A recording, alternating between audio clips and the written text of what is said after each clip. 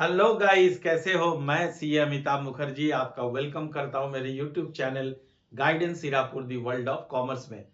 आज हम लोग अकाउंटिंग इक्वेशन चैप्टर को आगे बढ़ाएंगे। आपको पता है इससे पहले अकाउंटिंग इक्वेशन का एक क्लास हो चुका है। जिन बच्चों ने वो क्लास अटेंड नहीं किया है, मैं उनके लिए डिस्क्रिप्शन में लिंक दे रहा हूं। आप प्लीज जाइए और उस क्लास को जरूर अटेंड कीजिए। तो अकाउंटिंग इक्वेशन के बारे में हमने पिछले क्लास में आपको अच्छे से समझा दिया था। उसका एक क्वेश्चन भी हमने बनाया था। जिन्होंने उसको अटेंड नहीं किया है, मैं उनके लिए थोड़ा सा एक बार अकाउंटिंग इक्वेशन का इक्वेशन एटलीस्ट मैं बता देता हूं कि अकाउंटिंग इक्वेशन में होता क्या है। अकाउंटिंग इक्वेशन में हमें यह प्रूफ करना होता है कि हर एक ट्रांजैक्शन के बाद एक इक्वेशन आता है, वो टैली होना चाहिए। हर एक ट्रांजैक्शन के बाद एक इक्वेशन टैली होना चाहिए। और वो इक्वेशन क्या है? वो इक्वेशन है assets is equal to capital plus liabilities, है कि नहीं। Assets is equal to capital plus liabilities. तो हर ट्रांजैक्शन में ये LHS is equal to RHS आपका प्रूफ होना चाहिए। आपके क्वेश्चन में बहुत सारा ट्रांजैक्शंस गिवन रहेगा और आपको हर ट्रांजैक्शन के साथ इसे प्रूव करते चलना है। Assets is equal to capital plus liabilities. जैसे कोई बिजनेस को स्टार्ट कर रहा है तो बिजनेस के पास क्या आता है? कैश आता है। तो कैश एसेट है और वही कैश आपका कैपिटल भी बन जाता है। तो इधर आ जाएगा कैपिटल, यानी एलएचएस इज इक्वल टू क्या हो जाएगा? आरएचएस। अब इसका एक स्पेशल फॉर्मेट है, कि स्पेसिफिक फॉर्मेट है। जिन बच्चों ने लास्ट क्लास अटेंड किया उनको पता है। जिन बच्चों ने नहीं किया, मैं उससे रिक्वेस्ट करता हूं कि आप वो क्लास जरूर अटेंड कीजिए। उसमें मैंने बताया है आपको अकाउंटिंग इक्वेशन एक्चुअली उसका जो कंसेप्ट है वो कहां से आया है। अकाउंटिंग इक्वेशन इमर्ज कहां से हुआ है? बैलेंस शीट से इमर्ज हुआ है। ये मैंने आपको सिखाया था लास्ट क्लास में। आप प्लीज कंसेप्ट क्लियरेंस के लिए वो क्लास जरूर कर ले। चलिए ठीक है। तो आज का जो क्लास होगा ना, उसमें मैं बहुत इंपॉर्टेंट क्वेश्चंस डील करने वाला हूं। Very very important question as far as your examinations are concern. ठीक है। तो ये रहा क्वेश्चन आपके स्क्रीन में। मैं एक बार इसको फॉर्मेट इसका तैयार करता हूं। आप लोग भी मेरे साथ साथ इसका फॉर्मेट बनाइए। ठीक है। और मैंने कहा था बच्चों कि अपना जो नोटबुक है ना, अपना जो नोटबुक है उसको हॉरिजॉन्टली लेके चलो। ऐसे वर्टिकल ये होता है, ये हॉरिजॉन्टल होता है। हॉरिजॉन्टली इसको स्केच करना फॉर्मेट को। ये हमारा ट्रांजैक्शन हो गया। ठीक है। ये मैं ऐसे लिख दूं। पहला जो कॉलम हो गया वो this is for transactions, we all know. Second वाला जो कॉलम होता है ना, ये हमारे एसेट्स के लिए होता है, डिफरेंट एसेट्स। और जो थर्ड वाला कॉलम होता है ना, this is for capital plus liabilities. ये बन गया हमारा फॉर्मेट। और ये हम स्टार्ट कर रहे हैं अभी इसका क्वेश्चन। ठीक है। तो देखो, सबको ही देखो, तैयार हो जाओ आराम से, बहुत ध्यान से, फुल कंसंट्रेशन के साथ। पहला ट्रांजैक्शन है स्टार्टेड बिजनेस विथ कैश ₹1,20,000। मैं यहां पे लिखता हूं स्टार्टेड बिजनेस विथ कैश ₹1,20,000। 1,20,000 रुपए से आपने बिजनेस को स्टार्ट किया। बच्चों, बिजनेस पॉइंट ऑफ व्यू से सोचना है। जरा सोचो, जो ओनर है वो बिजनेस में क्या ला रहा है? जो ओनर है वो बिजनेस में क्या ला रहा है? वो बिजनेस में कैश ला रहा है। और मैंने आपको बेसिक कंसेप्ट के क्लास में समझाया है, कैश बिजनेस के लिए एसेट होता है। कौन सा एसेट? Current asset. हमें बस ये देखना है कि वो एसेट होता है कि नहीं होता। जी हाँ, बिल्कुल होता है। तो एसेट साइड में यहां पे आप लोग हेडिंग खोल दीजिए कैश का, और उसके नीचे आप लिख देंगे 1,20,000। आपको ये भी मैंने सिखाया है बेसिक कंसेप्ट वाले क्लास में कि जब भी आप बिजनेस को स्टार्ट करते हो ना, उस अमाउंट को, जो पैसा आप बिजनेस में इन्वेस्ट करते हो बिजनेस को स्टार्ट करने के लिए, उसे कैपिटल कहते हैं। तो मैं यहां पे ओपन करता हूं कैपिटल, और यहां पे लिख देता हूं 1,20,000। ठीक है।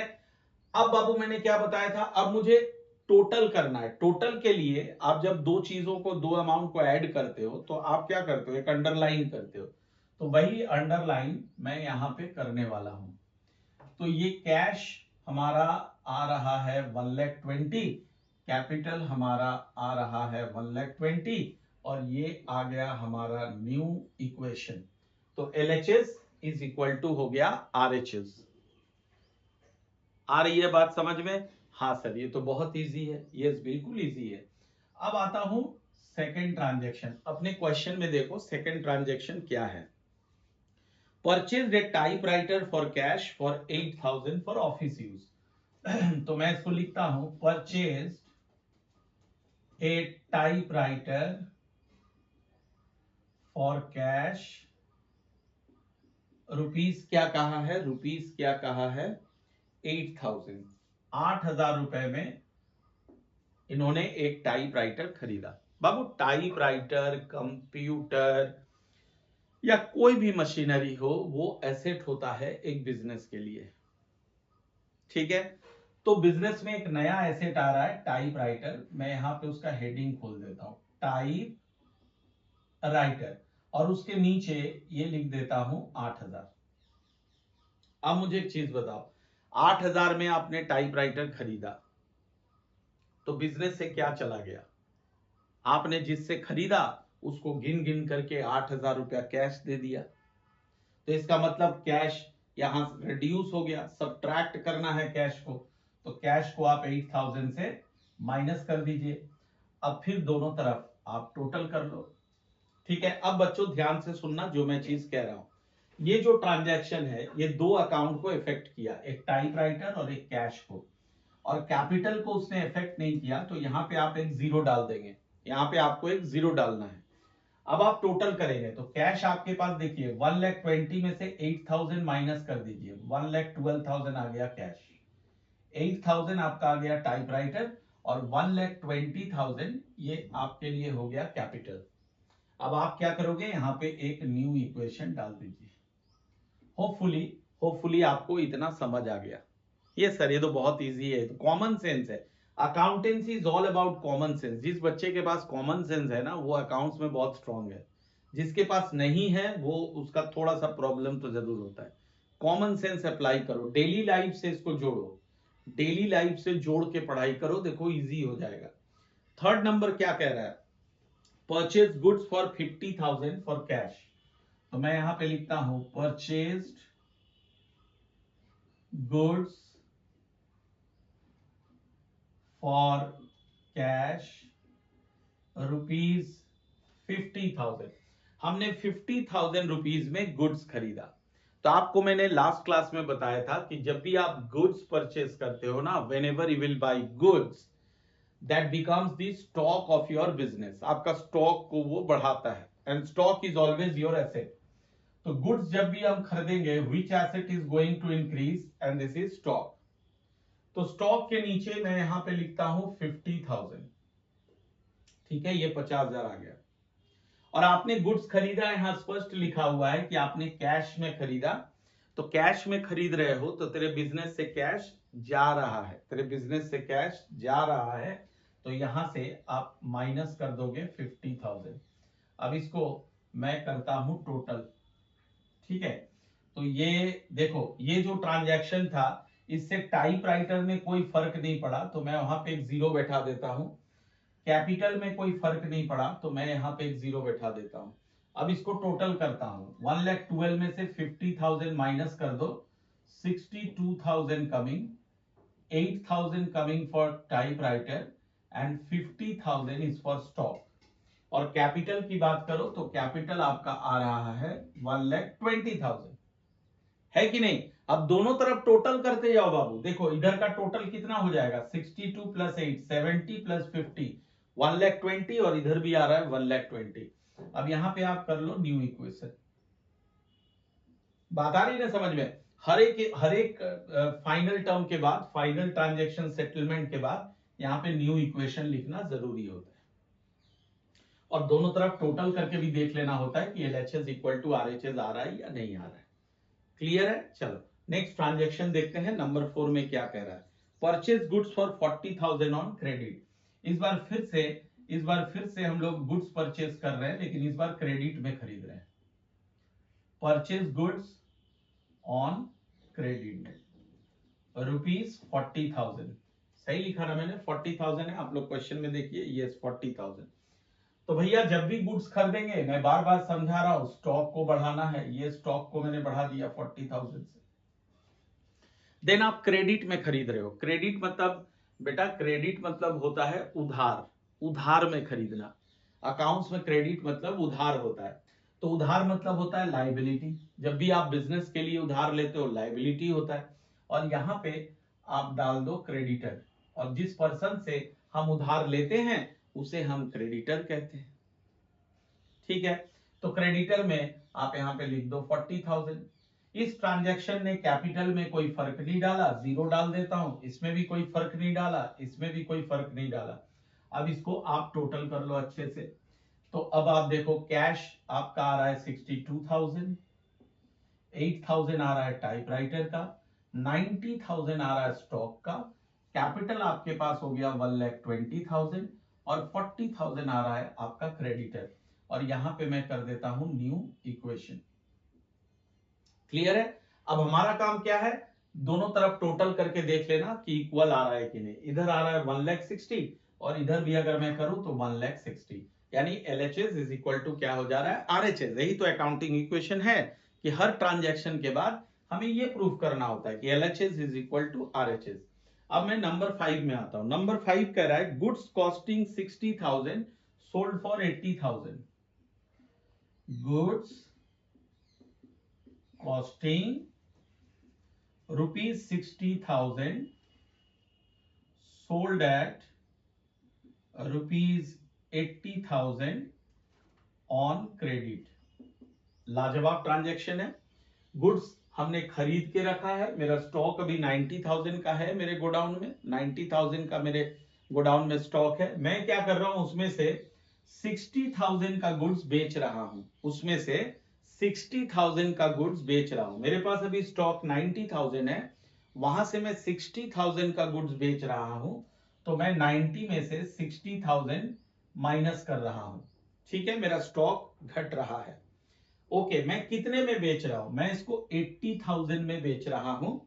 तो बच्चों, अगर 60,000 का गुड्स आप 80,000 में बेच रहे हो, तो get the difference of this two amount, 80,000 minus 60,000, you will get 20,000। 60,000 का गुड्स मैंने 80,000 में बेचा, तो भैया क्लास 11 में हो, इतना कैलकुलेशन तो आता ही होगा आपको। माइनस करके देख लो, 20,000 हमारा प्रॉफिट हो रहा है। और जब भी प्रॉफिट होता है ना, that goes to the capital. Capital कब कब इफेक्टेड होता है, प्रॉफिट और लॉस में। प्रॉफिट होगा तो बढ़ जाएगा, लॉस होगा तो घट जाएगा। अब इसको, दूसरी बात है कि आपने इसको 80,000 में बेचा और क्रेडिट में बेचा। क्रेडिट मतलब बच्चों उधार में बेचा। जब उधार में खरीदोगे तो क्रेडिटर आएगा, जब उधार में बेचोगे डेटर आएगा, और डेटर हमारा एसेट होता है। अभी उससे मुझे पैसा मिलने वाला है, तो डेटर हमारा एसेट होता है। तो इसको मैं इस तरफ लिख देता हूं। अब इसको टोटल करता हूं, देखो इसमें कोई इफेक्ट नहीं आया, जीरो, इसमें भी कोई इफेक्ट नहीं आया, जीरो। अब मैं इसको टोटल करता हूं, क्रेडिटर में भी कोई इफेक्ट नहीं आया, जीरो। अब टोटल करो, देखो कितना आएगा, 62,000 plus zero, 62,000, this is 8,000, this is 30,000, this is 8,000। इसको टोटल कर ले, 1,40,000, और ये बाबू आ गया 40,000। अब मैं दोनों तरफ अगर ऐड करूं तो इक्वल आ जाएगा, ये 1,80,000 आ रहा है, और इधर भी देख लो 870, 1,80,000, यानी दोनों तरफ इक्वल हो गया। अब यहां पे लिख देना है न्यू इक्वेशन, यहां पे लिख देना है न्यू इक्वेशन। होपफुली आपको समझ आ रहा है। हाँ, प्रैक्टिस चाहिए, प्रैक्टिस करते रहो। ध्यान से देखो, नेक्स्ट क्या कह रहा है, paid for rent 1,500 and for salaries 2,000। Paid rent ₹1,500 and salaries ₹2,000। यानी यहां पे मैं दो दो खर्च कर रहा हूं, रेंट और सैलरी। कॉमन सेंस है ना यार, तुम रेंट पे कर रहे हो, सैलरी पे कर रहे हो, तो तेरे बिजनेस से क्या चला गया, तेरे बिजनेस से कैश चला गया, तो कैश में से घटा दो, इन दोनों को जोड़ो, कितना कैश पे किया आपने, दोनों को ऐड करके देखो 3500 आ रहा है, मतलब इतना कैश इज गोइंग आउट। तो मैं 3500 यहां से माइनस कर देता हूं। और मैंने आपको बताया था कि अगर लॉस होता है बिजनेस में, so that will be deducted from your capital. और जब भी हम कोई खर्च करते हैं ना, ये क्या करती है, ये हमारे बिजनेस के लिए लॉस है, एक तरह से समझ लो। एक्चुअली नहीं, लॉस तो कोई दूसरा टर्म होता है, पर ये समझ लो कि खर्चे से हमारा प्रॉफिट कम होता है। खर्चा करोगे तो प्रॉफिट कम होगा, और प्रॉफिट कम होना मतलब लॉस होता है, तो उसको लॉस समझ के हम कैपिटल में से माइनस कर देते हैं। तो ये 3500 यहां से मैंने माइनस कर दिया। अब इसको टोटल करता हूं, +0 +0 +0 +0। अब ये देखो 62 में से ये चला गया, 58,500 बच गया, ये आपका 8,000 आ गया, ये आपका 30,000 आ गया, ये आपका 80,000 आ गया, यहां से इसको माइनस कर दो, 1,36,500 आ गया, और ये बच्चों आ गया 40,000। अब यहां पे मैं लिख देता हूं न्यू इक्वेशन, दोनों तरफ टोटल करके देख लेना, दोनों तरफ इक्वल आ जाएगा। क्लियर है? आखिरी ट्रांजेक्शन, चलो second last, received ₹800 for commission. 7th number, received commission ₹800। अब क्या है ना, मैं बता रहा हूं आपको कि ये कॉमन सेंस है। अब आप कमीशन रिसीव कर रहे हो तो बिजनेस में कैश आ रहा है, बिजनेस में कैश आ रहा है, तो सीधे पहले तो कैश में ऐड कर दो।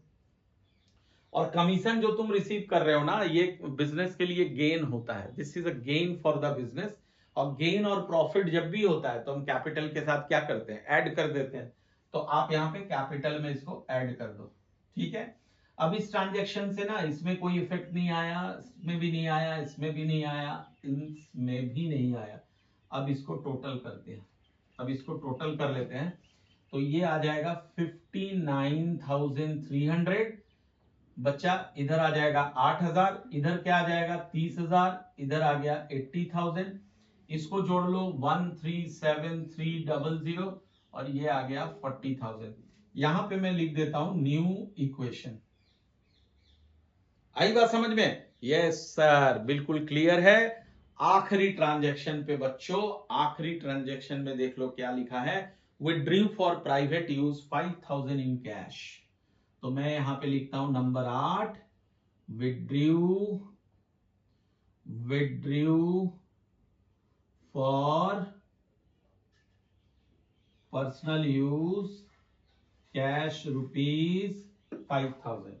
Withdrew for cash ₹5,000।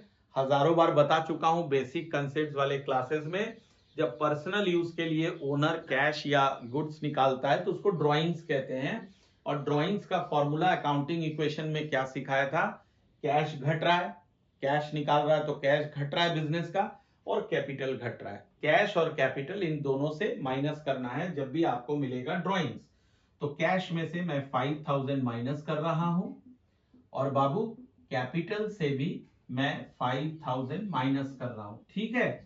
अब इसको मैं टोटल कर रहा हूं, तो मेरा टोटल कितना आ जाएगा, इससे इसको देख लीजिए, 54,300, ये आ गया 8,000, ये आ गया 30,000, ये आ गया 80,000, इससे इसको माइनस कर दो 132,300, और ये आ गया 40,000।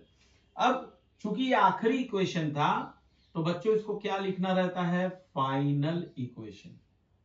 इसको लिख दोगे फाइनल इक्वेशन, फाइनल इक्वेशन, और दोनों तरफ देखो इक्वल आ गया। क्लियर हो गया? तो इस क्वेश्चन को आप एक बार, दो बार, तीन बार, जितनी बार मर्जी इसको बनाओ, प्रैक्टिस करो, देखो आराम से अकाउंटिंग इक्वेशन सीख जाओगे। क्लियर है? अब हम लोग चलते हैं नेक्स्ट क्वेश्चन में। बच्चों ये रहा क्वेश्चन आपका, क्वेश्चन नंबर 2। चलो देखो, पहला ट्रांजैक्शन कह रहा है Kunal started business with cash 2,50,000। लिखता हूं यहां पे started business with cash ₹2,50,000। Clear है? तो भैया बिजनेस के पास कौन सा एसेट आ रहा है? बिजनेस के पास आ रहा है कैश, तो लिख देना है कैश 2,50,000। और मैं हमेशा बताता हूं जिस पैसे को आप इन्वेस्ट करते हो बिजनेस की शुरुआत करने में उसे कैपिटल कहते हैं। तो यहाँ पे आप लोग कैपिटल का एक कॉलम ओपन कर देंगे, एक हेडिंग डाल देंगे, 2,50,000 आ गया। अब इसको बनाने का तरीका तो आपको पता है, क्या करते हैं, अंडरलाइन करके इसको टोटल कर लिया, ये 2,50,000 और इधर भी डाल दिया 2,50,000 और यहाँ पे लिख दिया न्यू इक्वेशन। बात आ गई समझ में? इजी है, फटाफट से आगे बढ़ते हैं। सेकंड नंबर में कहता है ही परचेज फर्नीचर फॉर कैश। अच्छी बात है, तो यहाँ पे लिखता हूं परचेज्ड फर्नीचर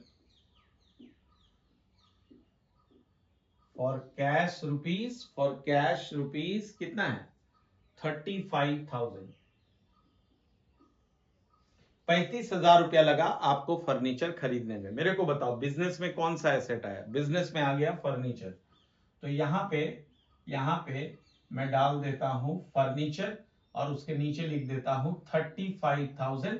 और बाबू कॉमन सेंस मैं बताता हूं, जैसे कि फर्नीचर है, फर्नीचर खरीदा तो बिजनेस से क्या चला गया? कैश चला गया।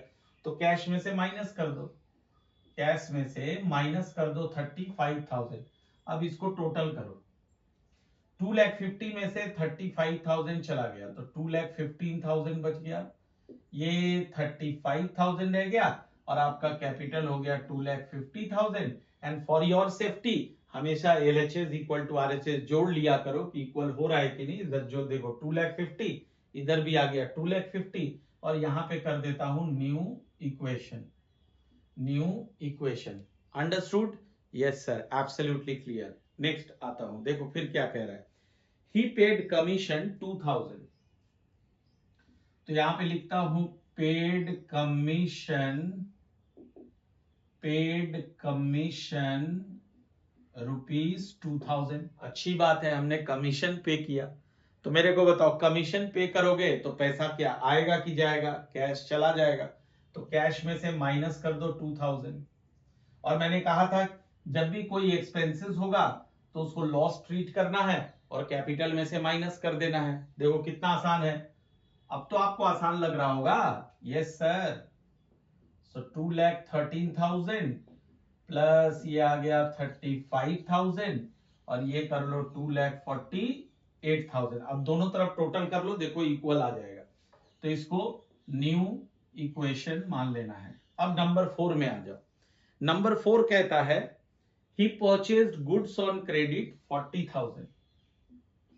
तो यहां पे लिखता हूं purchased goods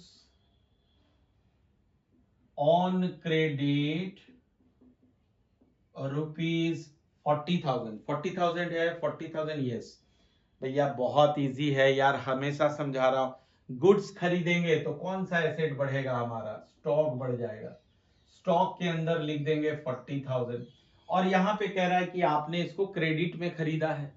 आपके लिए तो अब आसान है, क्रेडिट में खरीद रहे हो मतलब उधार ले रहे हो, और उधार को क्या बोलते हैं? उधार को लायबिलिटी बोलते हैं।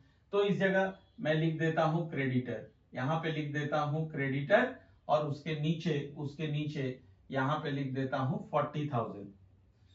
अब टाइम है इसको टोटल करने का, ठीक है? तो मैं इधर देखता हूं, ये आ गया 2,13,000 प्लस 35,000 प्लस 40,000, ये आ गया 2,48,000 और ये आ गया बाबू 40,000। अब अगर मैं दोनों तरफ टोटल करूं I will get the same amount, ठीक है? इधर भी आ रहा है 2,88,000, इधर भी देखो टोटल करोगे तो आ रहा है 2,88,000।